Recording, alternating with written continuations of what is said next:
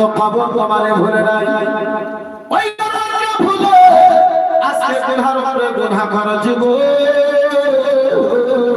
ওই গান বাজনার মাহফিলে যাও, জানি না আল্লাহ কখন কার মৃত্যু দিয়ে দেবে।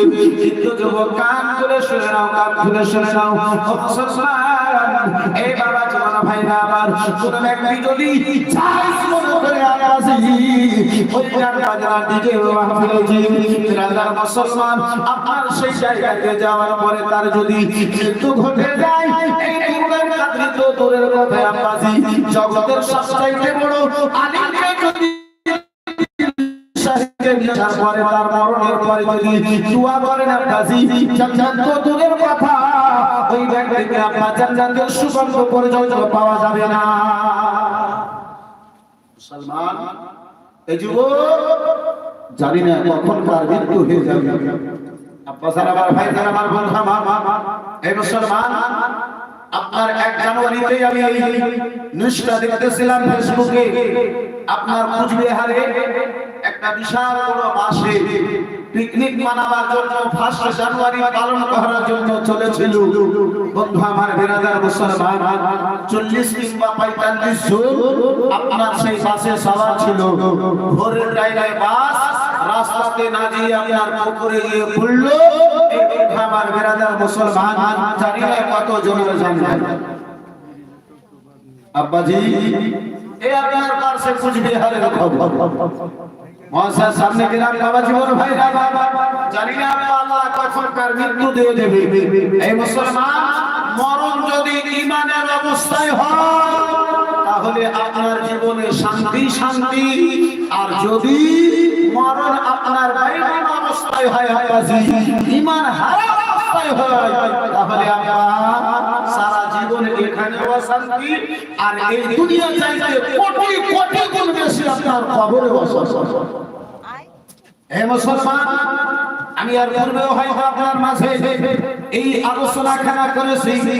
বিরাদার মুসলমান, ইমামে গজালি আলাইহি রাহমাতুল্লাহ বলেন, এই বন্ধু আমার, সারা বিশ্বের মানুষের কষ্টকে যদি এক জায়গায় জমা করা হয়, সারা বিশ্বের কষ্টকে, শুধু মানুষের নয়, পশু পাখি গাছপালা জীবজন্তু যা আছে সকলের কষ্টকে এক জায়গাতে জমা করার পরে ওই কষ্টটা একটা মানুষকে দিলে যতটুকু আঘাত পাবে, জাহান্নামের সবচাইতে ছোট আযাব হবে। একটু ভাবুন, মাথায় যদি ব্যথা হয়, সাথে তার সাথে বেরাদার যদি হাড়খানা বেড়ে যায়, 3-4টা রোগ যদি একসঙ্গে যদি আপনার নিকটে জমা হয়ে যায়, আপনি বলেন যে বাচ্চা থেকে মরাইটা ভালো মানুষ আছে। জি, এই মুসলমান, ইমামে গজালি বলেন, শুধু জাহান্নামের আযাব আপনার 72 খানা বলা হয়েছে। এই মুসলমান, 72 নম্বর এত কঠিন যদি আযাব হয় তাহলে তার নাই। বন্ধু আমার বিরাদার মুসলমান বাবা জীবন ভাইরা আমার, ঈমানটা পাঁচি এত আপনার সূক্ষ্ম জিনিস। এই মুসলমান, কত পাতাতে পাঁচি আপনার জীবনটা পাশে আমার গত হয়ে চলে যায়, আপনার জীবনটা পাশে আমার গত হয়ে চলে যায়। এই মুসলমান, 20 বছর বয়স হয়ে গেছে আব্বাজি, তারপরে যদি বলা হয় বয়স হয়ে গেছে আব্বাজি, তারপরে যদি বলা হয়